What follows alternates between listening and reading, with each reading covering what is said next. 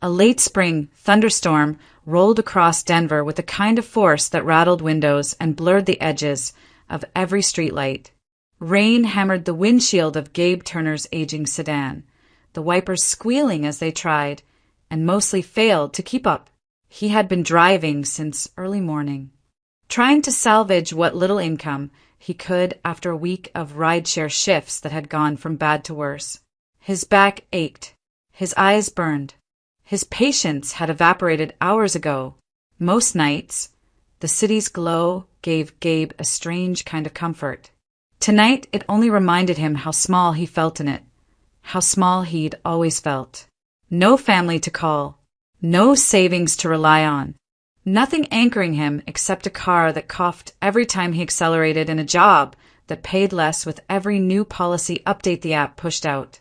He tried not to think about Sam Peters, his former taxi boss, but anger flickered anyway. Sam had sabotaged him on his last week, assigning him broken equipment and logging false complaints so Gabe would quit before earning his longevity bonus. Switching to rideshare had been Gabe's only choice. But even that wasn't enough now. Not with rent rising. Not with bills stacking up. Not with the sense that he was running out of road in every possible way. He turned onto a narrow street near West Colfax, vision smeared by rain and the glare of passing headlights. The storm deepened, thunder rolling like distant explosions. Gabe leaned forward, trying to see through the downpour, and that was when a figure stepped directly into his lane. Jesus! He slammed the brakes, tires screeching on wet asphalt. The car lurched, skidding just enough to send a jolt through his chest. His heart pounded as he gripped the wheel. "What the hell are you doing?"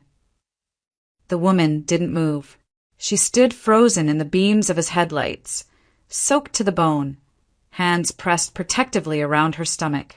Only when she lifted her face did he see the tears mixing with the rain.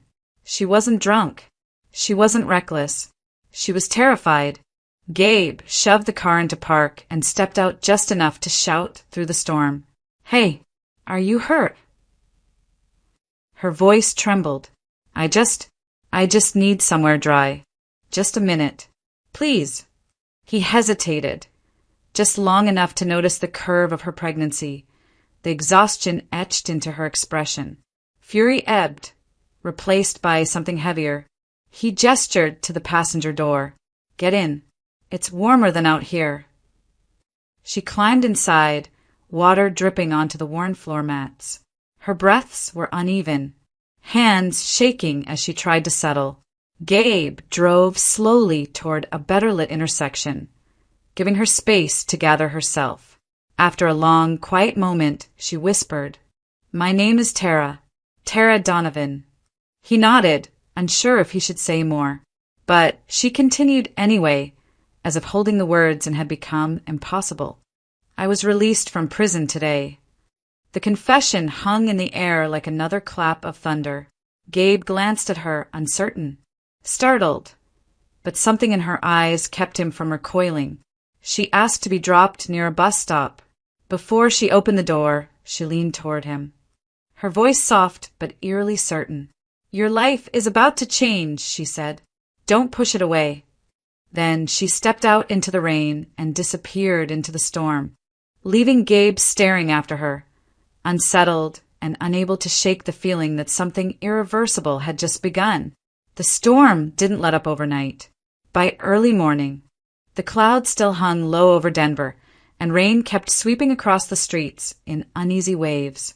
Gabe Turner had barely slept, replaying the moment when Tara Donovan stepped out of his car and vanished into the storm. Her voice, quiet but certain, lingered in his head like the echo of something he wasn't meant to forget. "Your life is about to change. Don't push it away." He didn't know why the words bothered him so much. Maybe it was the fear in her eyes. Maybe it was the strange calm in her voice. Or maybe it was the uncomfortable feeling that he'd just brushed against something bigger than himself. But morning meant bills. And bills meant work.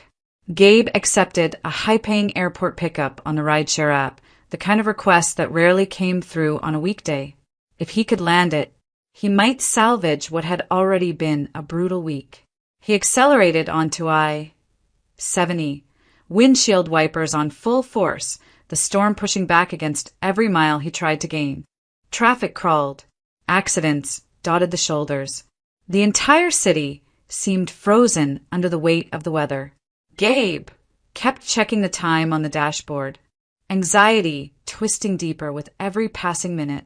By the time he reached the terminal, the passenger, an impatient businessman in a tailored coat, was already pacing with luggage at his feet. He glanced at Gabe, then at his watch, and shook his head. "You're late. I requested another driver." "It was the storm," Gabe tried, but the man had already canceled the ride. The notification hit instantly. Cancellation rate increased. Risk of deactivation. As if he needed one more thing hanging over his head. By the time Gabe made it back to his apartment, exhaustion coated every thought. He dropped into the sagging chair by his small kitchen table and opened his laptop, scrolling through job listings that felt more humiliating with each entry. Warehouse shifts, restaurant dishwashing, overnight stocking.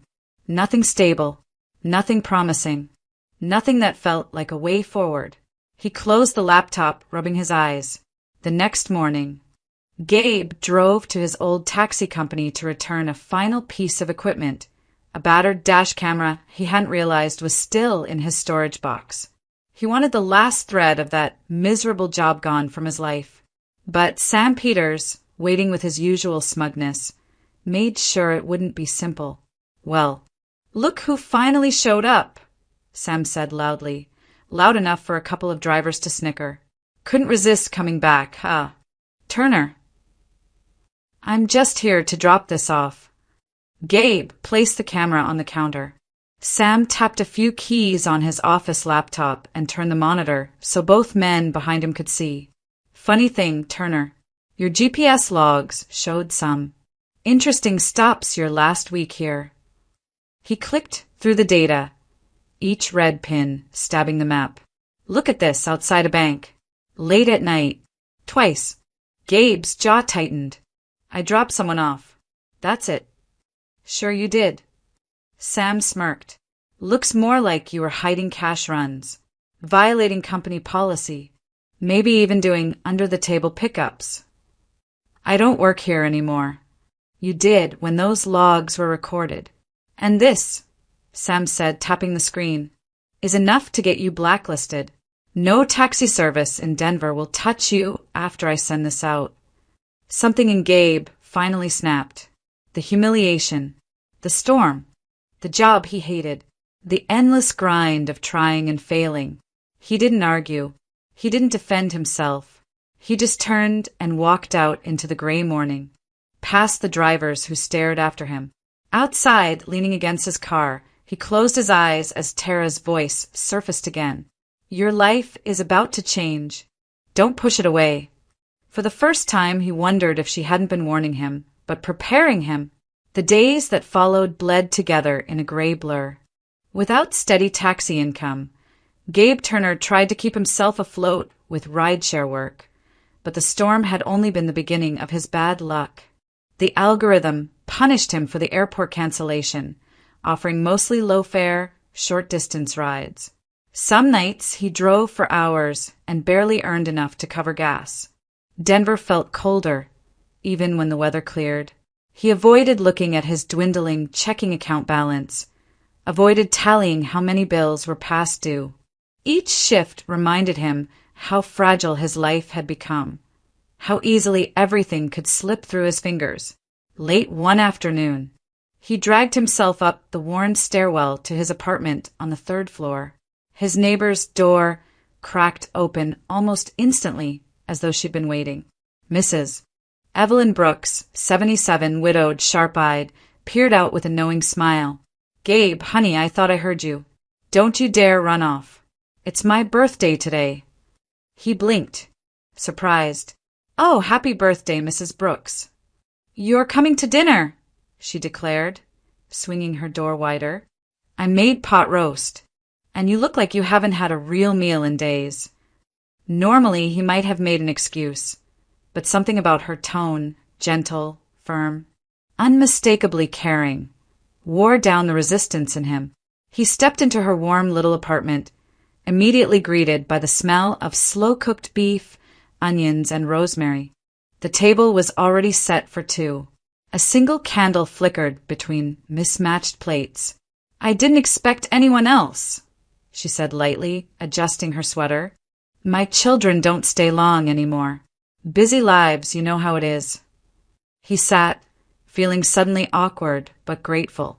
They talked about small things at first, the building's stubborn heating system, the stray cat that prowled the alley, her memories of teaching English at a middle school decades ago. As they ate, her expression softened. "You're a good man, Gabe," she said quietly. "Kindness follows people like you. Always has." He forced a small laugh. "Doesn't feel like it lately." "Maybe not today," she continued, her voice almost melodic. "But someone is going to bring light back into your life. You've earned that much." The words struck him harder than he expected.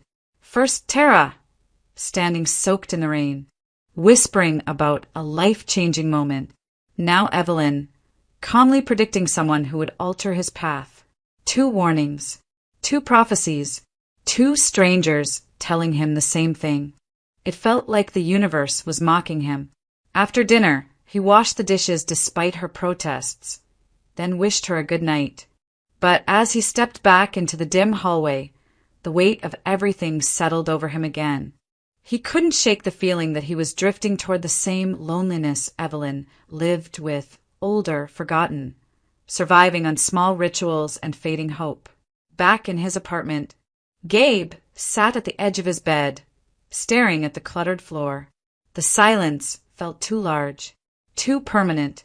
He thought again about the pregnant woman from the storm. Tara Donovan, former inmate, eyes full of fear and exhaustion. Yet something else, too, something he hadn't been able to name. Those eyes haunted him. They held a gravity he couldn't ignore. A warning, maybe, or a plea. Gabe lay back, staring at the ceiling as the room darkened around him.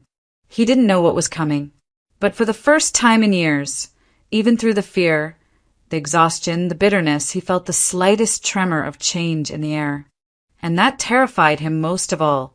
The next 2 weeks slipped by in a muted haze, each day folding into the next until Gabe Turner could barely tell them apart.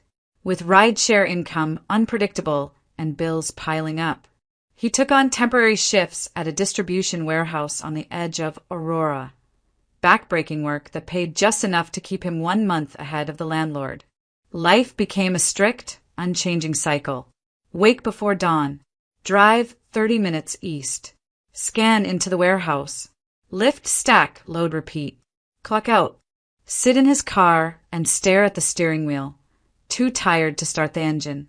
Then drag himself through another rideshare shift, scraping for whatever fares the algorithm tossed his way. Every night ended the same, stumbling into his apartment, collapsing on the bed, waking up sore and starting over. The bleak repetition eroded him slowly, grain by grain. By the end of the first week, his hands stayed swollen from carrying freight. By the end of the second, his thoughts felt thinner, worn down to nothing but survival. Through it all, he kept expecting, hoping maybe to see Tara again. He didn't understand why. Their interaction had been brief, strange, and unsettling. Yet her soaked silhouette in the headlights, her trembling voice, her cryptic warning, they hovered at the edge of his thoughts like a half-remembered dream. Some mornings, when he waited at a red light, he imagined spotting her on a city bus, head lowered, clutching her stomach.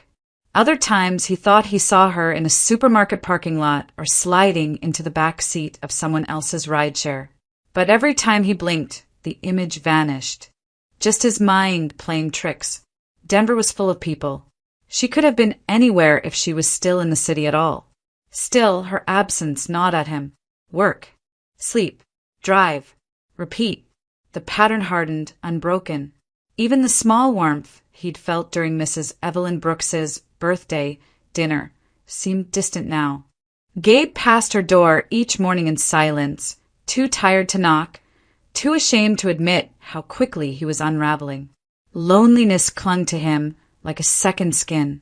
By the 14th day, he found himself staring blankly at the warehouse clock, unable to remember the last time he'd spoken to someone for longer than a few minutes. His world had shrunk to routines, aches, and the quiet hum of exhaustion. That evening, after finishing a double shift, 10 hours at the warehouse, for more driving, Gabe trudged up the stairwell, gripping the rail with a shaking hand. His legs felt like wet cement. His clothes were stiff with sweat and warehouse dust. The fluorescent lights in the hallway buzzed faintly, the sound drilling into his skull. All he wanted was to collapse. Maybe microwave ramen. Maybe sleep without dreaming. He reached his apartment door, fumbling for the keys. Then, a sharp knock echoed from behind him. Gabe froze. It was late, past 9. No one visited him at this hour. No one visited him at all. The knock came again, softer this time, but insistent. His pulse quickened, a thrum beneath the fatigue. For a brief, foolish second, he imagined a silhouette in the rain, a woman clutching her stomach, whispering warnings meant for him alone. He turned slowly toward the sound. Someone was standing on the other side of the door, and whoever it was, they were waiting. The hallway light flickered once before steadying, and as Gabe Turner opened the door, the breath caught in his chest. Tara Donovan stood there, but she wasn't the woman he remembered, not the drenched, trembling figure who had stepped into his headlights on West Colfax 2 weeks earlier. This Tara looked composed, collected, almost unrecognizable. Her clothes were clean and neatly fitted, dark jeans, a soft gray sweater stretched gently across her stomach. Her hair was brushed and tucked behind her ears, still damp from the drizzle outside, but no longer stringy or tangled. Even her posture had changed, straight, deliberate, steady. The fear that once lived behind her eyes had eased, though not completely. A different kind of tension lingered there now, something controlled, contained. "Hi, Gabe," she said, her voice calm but edged with exhaustion. "I'm sorry for showing up like this. I've been looking for you." He could only stare. "Looking for me?" "For 2 weeks," she whispered. "Ever since that night." Gabe stepped aside automatically, as if pulled by something beyond logic. She entered quietly, her hands folded protectively over her stomach. The apartment felt smaller with her inside, the air heavier, charged with questions he couldn't begin to form. "Can I sit?" she asked. Yeah. Of course." He scrambled to clear a stack of mail from a chair. She sat slowly, exhaling as though she hadn't rested in days. "What happened to you?" he finally asked. "You look different." "The shelter helped," she replied. "A shower, clean clothes, a place to sleep." Her smile was brief, brittle. "But the rest, the part that matters, that's more complicated." Gabe stood awkwardly in the kitchen, unsure what to do with his hands. "Do you want something? Water? Tea?" "Dinner," she said softly. "I know that sounds strange, but I haven't had a real one since I left the shelter this morning. And I don't want to talk until we're sitting down." There was something in her tone, a seriousness that left no room for argument. He reheated leftover pasta, embarrassed by how meager it looked. Tara didn't complain. She ate slowly, methodically, as if every bite steadied her for whatever she needed to say. When the plates were pushed aside, she folded her hands on the table and met his eyes. "Gabe, I owe you the truth. All of it." Her voice trembled for the first time. "But I need you to understand something before I start." He waited. "What I'm about to tell you is going to be difficult, and it's going to sound unbelievable." She paused, swallowing hard. "But everything I've done, everything that's happened has led me here, to this moment, to you." The kitchen felt suddenly colder. The hum of the refrigerator faded into a distant buzz. "Gabe," sat completely still, sensing the weight behind her words. "Okay," he said quietly. "I'm listening." Tara looked down at her hands, then at him again, her gaze steady, determined but threaded with fear. "That night, when you nearly hit me on Colfax, you weren't supposed to be there," she said. "None of this was supposed to cross your path, but it did." She took a breath, a deep, bracing one. "And now I need to tell you why." Her fingers tightened around the edge of the table. "And once you hear it, Gabe, nothing in your life will ever look the same again." For a long moment, Tara Donovan didn't speak. She sat across from Gabe Turner in the dim kitchen, her fingers laced tightly, her shoulders stiff, as though the truth she carried weighed more than her body could hold. "When I told you the truth would be difficult," she whispered, "I meant it." Gabe nodded, unsure whether the tension in his chest came from fear or the gravity of her words. "Start wherever you need to." Tara inhaled slowly. "You know my last name." "Donovan," she said. "My father, Edward Donovan, founded a mid-size energy company based here in Colorado. He built it from nothing. Pipeline infrastructure, solar fields, supply networks. He was tough, but he was fair, and he trusted me." Her voice wavered. "I was supposed to inherit the company one day." She paused, blinking back a memory so sharp it seemed to cut through her. "Then he remarried." She said the name like a cold draft entering the room. Linda Donovan. She came into our lives like a quiet storm, charming, polished, strategic, and she hated me the moment she realized my father didn't see her as his successor. Gabe listened silently, the pieces beginning to align. When Linda had my half-brother, Austin, everything changed. He grew up idolized, entitled, the golden son. Tara's jaw tightened, and when Austin got older, he and Linda worked together to push me out. Board meetings without me, contracts rerouted around me, decisions made behind my back. Her breath hitched, but they couldn't get rid of me. Not completely. My father wouldn't allow it.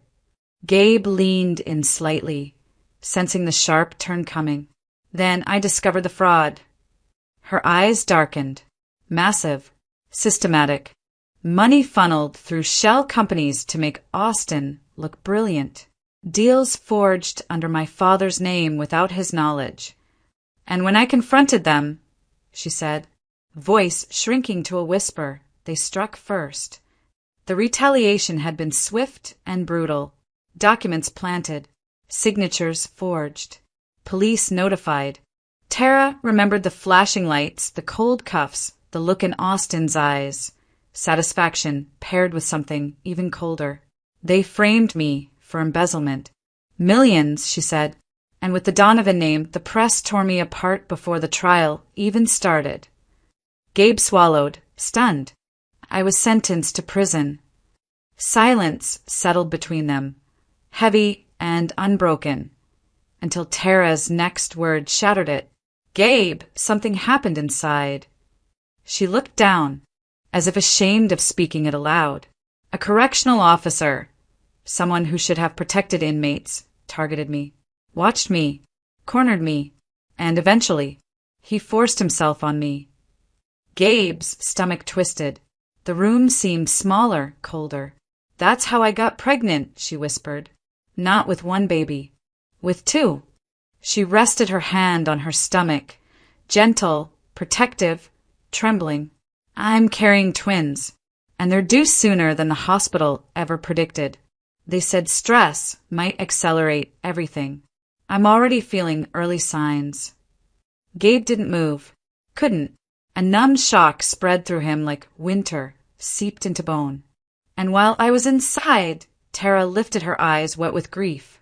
"My father died." The words landed like a blow. They told the press it was a heart attack. But I know Austin. I know Linda. My father started questioning their operations shortly before he died. He wanted external auditors. He wanted transparency. He wanted me cleared.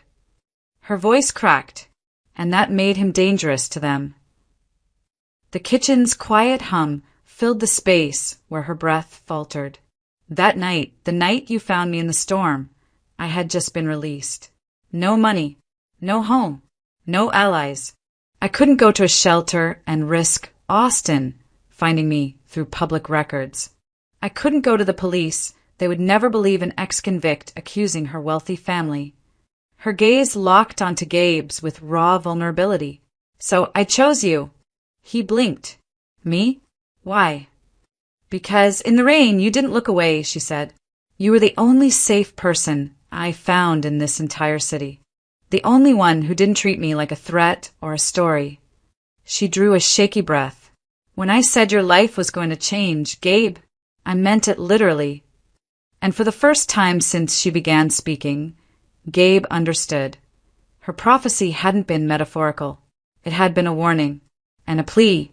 For a long time after Tara finished speaking, neither of them moved. The weight of her confession lingered in the tiny apartment like a fog, dense, unmoving, impossible to ignore.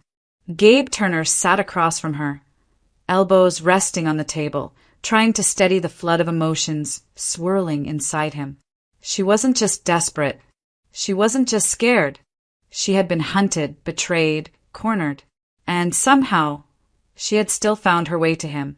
Tara wiped at her eyes with the edge of her sleeve. I know I've dropped all of this on you at once. I know it's too much.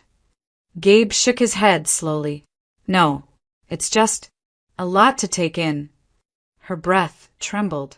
I didn't want to involve anyone, but I didn't have anyone left. The words hit him harder than he expected, maybe because he understood them more than she knew. He leaned back, staring at the faint cracks in the ceiling. You're not alone in that, he said quietly. She looked up. What do you mean? Gabe hesitated, a long, private hesitation he rarely allowed anyone to see. But something about Tara's presence, her vulnerability, her unfiltered honesty, cracked open a door he kept tightly shut. I grew up in foster care, he said. Bounced between homes my whole childhood. Never knew my parents. Never really stayed anywhere long enough to feel like I belonged. Tara's lips parted in surprise. I turned 18, he continued. Aged out of the system, and that was it. No one called. No one checked in. No one cared. His fingers tightened around the chair. I've been on my own ever since. A soft, broken sound escaped Tara's throat.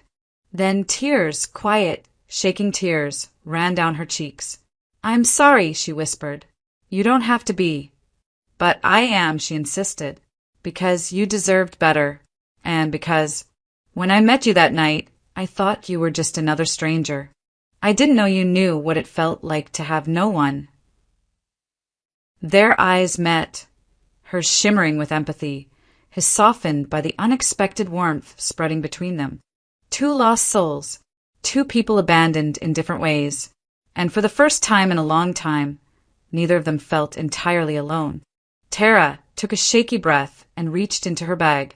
She pulled out a small, worn envelope, protected by an inner plastic sleeve, and set it gently on the table. There's something else, she said. My father left this for me. Before he died. I don't know how he managed it from inside the house with Austin and Linda watching him like hawks, but he did. She slid the envelope toward Gabe.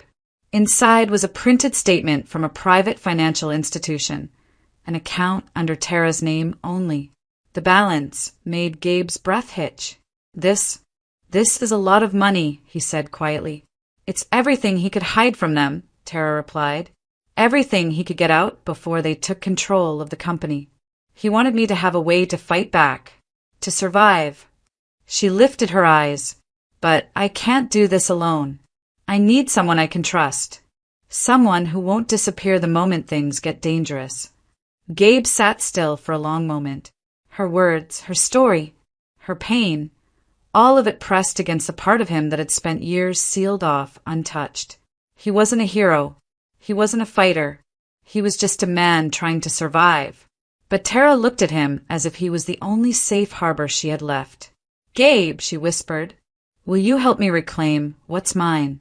Not just the company, The truth. He exhaled slowly, deeply, and then he nodded. I'll stand by you. The next week unfolded with a steady, deliberate tension, like the tightening of a bowstring before release. Tara Donovan moved with purpose now, no longer drifting from shelter to street, but charting a path toward reclaiming her life. Gabe Turner stayed close, not out of obligation, but because something in him refused to leave her standing alone ever again. The first step was hiring an attorney. They met Daniel Mercer in a glass-walled office overlooking downtown Denver. He was in his mid-40s, sharp-voiced, sharp-suited, and sharper-eyed, someone who understood corporate warfare better than most soldiers understood battlefields. He listened as Tara detailed her imprisonment, the fraud, the framing, the suspicious death of her father. When she finished, Daniel leaned back, steepling his fingers. You're fighting two powerful people with deep political connections, he said. Austin and Linda Donovan won't roll over. But you have something they didn't expect. He nodded at Gabe, a witness on the outside, someone they couldn't manipulate. Tara glanced at Gabe with quiet gratitude. Daniel continued, if we're going to win, we need evidence. Real evidence. Financial, digital, behavioral. And we need eyes on the Donovans. Gabe swallowed hard. I can do that. And so he did. For days, Gabe followed Austin and Linda across Denver and Aurora. Slowly, carefully, like a shadow moving through traffic. He trailed Austin to high-end restaurants and backroom meetings, observing patterns, nervous phone calls, whispered conversations, documents exchanged with men Gabe didn't recognize. Linda traveled between the company headquarters and a private brokerage office, often carrying files her assistants weren't allowed to handle. Gabe kept detailed notes, license plates, addresses, times, faces, names overheard in passing. At night, he delivered everything to Daniel Mercer, who analyzed the financial trails with a clinical precision that scared even Tara. The company's bleeding money, Daniel explained one evening, spreading documents across the table. Millions routed through subsidiaries that didn't exist a year ago. Austin's signing off on everything. Linda's approving expansions that don't make economic sense. Tara stared at the papers, anger tightening her throat. They're killing my father's legacy. No, Daniel corrected softly. You're going to save it. But they needed a place to operate, somewhere safe, somewhere stable. Somewhere Tara could carry her pregnancy without fear of Austin's reach. So she used the hidden inheritance, a modest 2-bedroom condo in Capitol Hill, not luxurious but warm, sunlit and anonymous. They moved in quietly, carrying what little they owned up the narrow staircase. The moment Tara crossed the threshold, she exhaled as though stepping into a future she had almost lost. Feels strange, she murmured, hand on her belly. Having a door that only we can open. Gabe nodded. You deserve a home, Tara. They settled into a careful rhythm. By day, evidence, meetings with Daniel, quiet strategy. By night, cooking simple meals, repairing leaky faucets, sharing small confessions neither had spoken aloud before. They weren't a couple, not in the romantic sense. But something tender grew between them regardless. A softness, a warmth, a shared gravity that pulled them closer each day. Sometimes Tara found Gabe asleep on the couch, his jacket still on, exhaustion carved into every line of his face. She would drape a blanket over him, her hand lingering for a moment longer than necessary. Sometimes Gabe heard Tara crying in the bathroom late at night. Fear, grief, or the weight of twins pressing into her ribs. He didn't intrude, but he stood quietly outside the door until the sobs faded, making sure she wasn't alone. Their partnership was no longer just strategic. It was human, fragile, necessary, real. Two people with nothing to lose, standing together in a war neither should have had to fight. And the Donovans had no idea what was coming. The storm had passed days ago. But the air around the Capitol Hill condo felt charged that afternoon.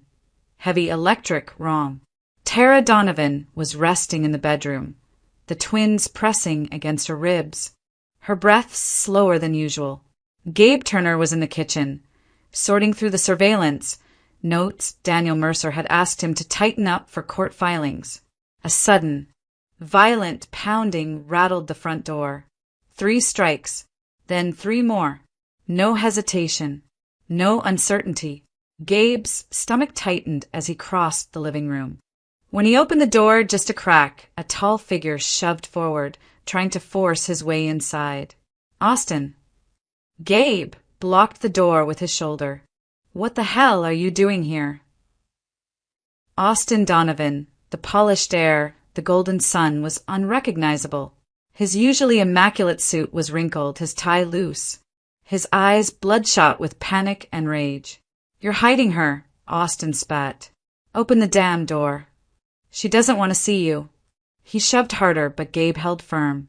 Behind him, Tara's faint movement stirred in the hallway. Gabe stepped outside quickly, pulling the door shut behind him. If you want to talk, Gabe said sharply, we're doing it somewhere else. Austin's jaw clenched. Fine. Your car. Now. Gabe led him down the narrow stairwell to the curb where his aging sedan sat.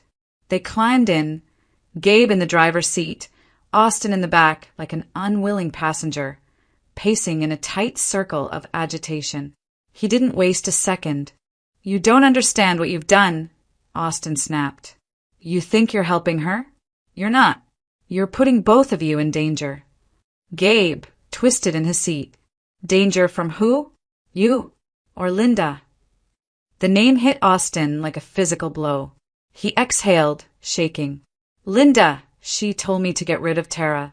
Permanently. Before the board starts asking questions about the money. Gabe's chest tightened. So you admit it. The fraud. The shell companies. All of it.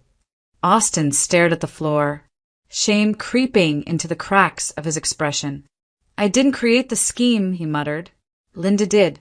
She said it was temporary, just until the company stabilized. But then the money started disappearing faster than even she could hide. Gabe's voice hardened. And Tara was the easiest person to blame. She was already fighting us. Austin snapped, meeting with auditors, digging into contracts. Linda said she would ruin everything.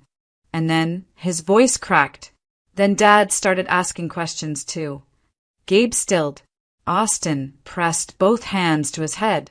He was supposed to sign the quarterly statements, but he refused. He said something smelled wrong. He wanted a full investigation. And then he died, Gabe said quietly.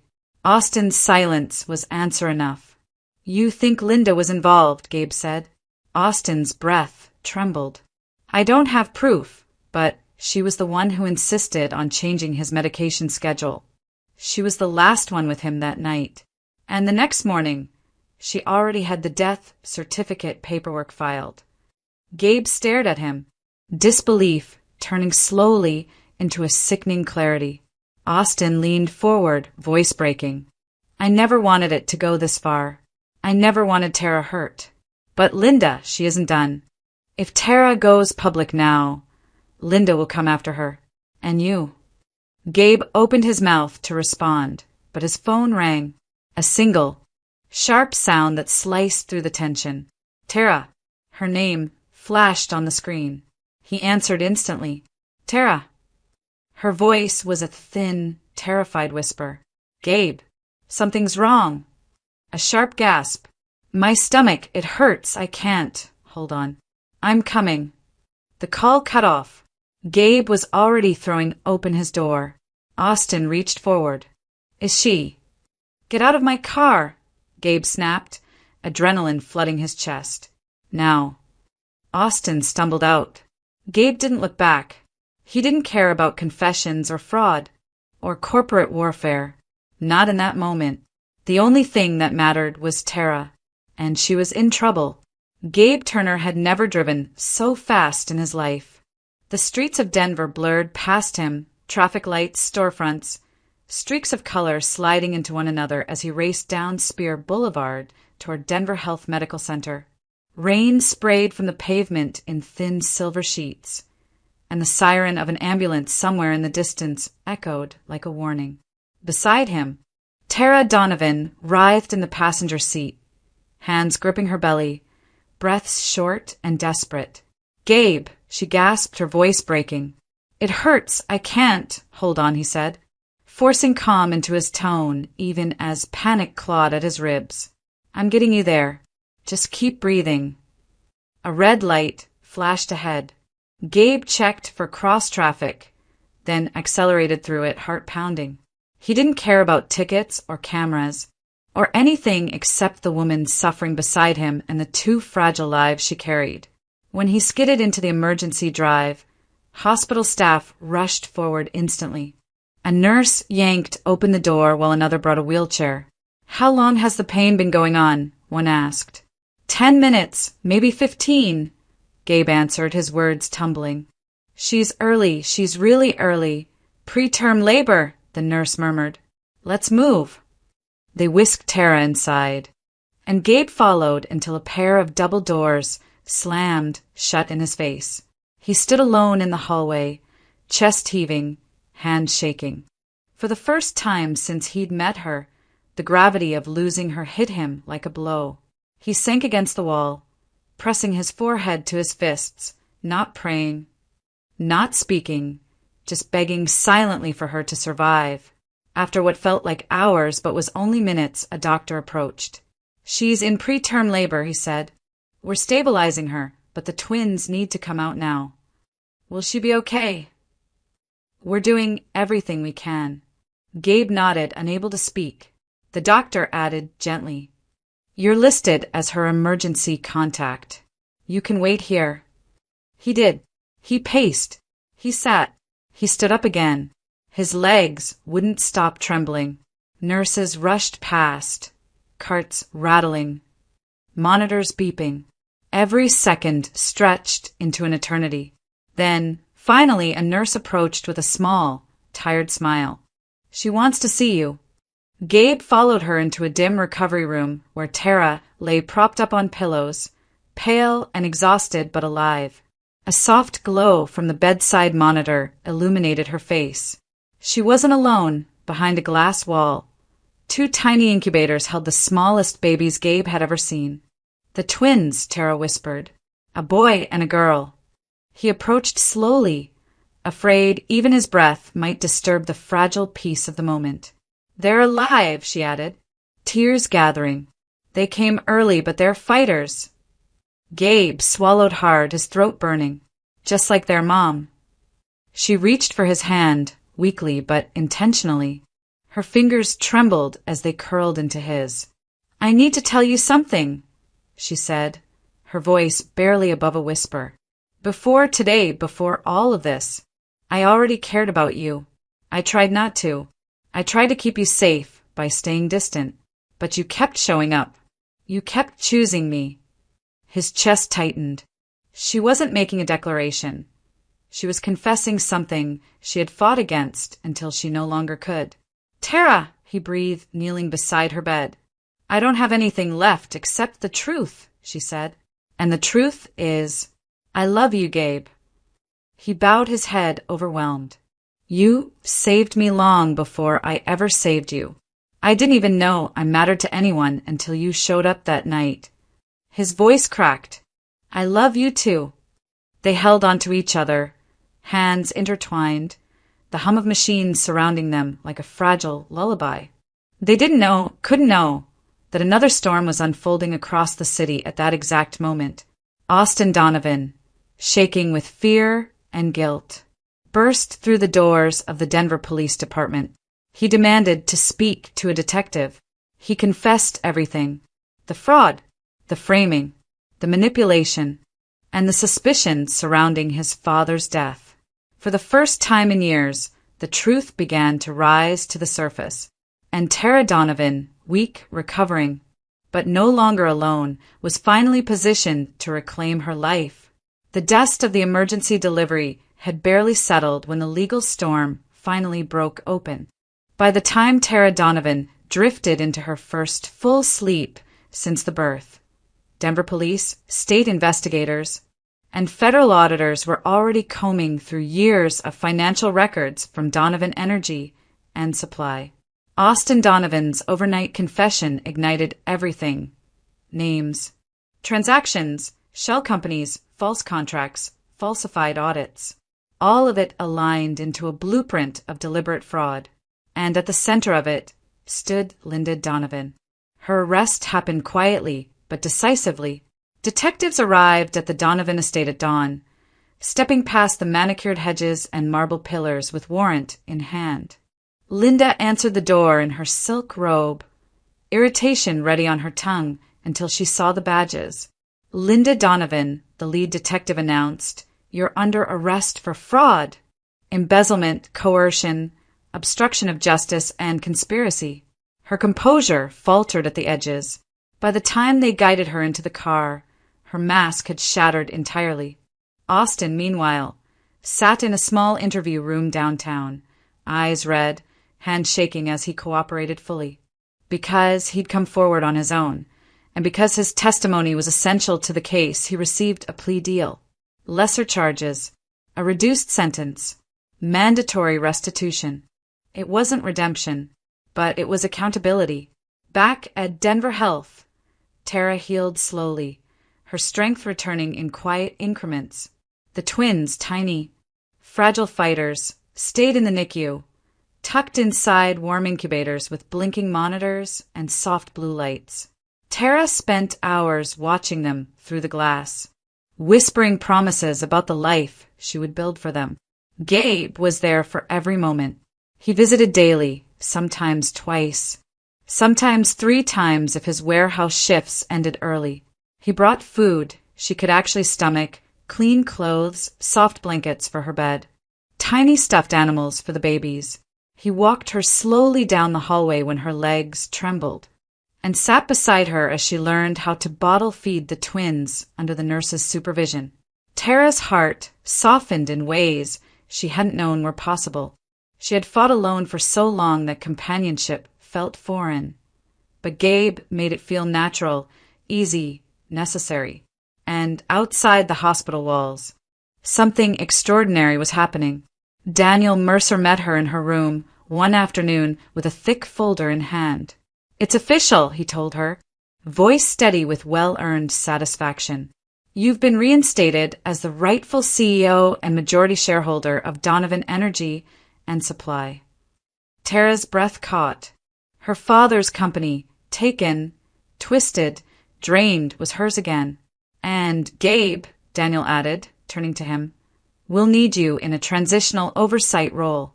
Your notes, your surveillance work, your records, they're now part of the official recovery process. If you're willing." Gabe glanced at Tara. "If she wants me there, I'm in."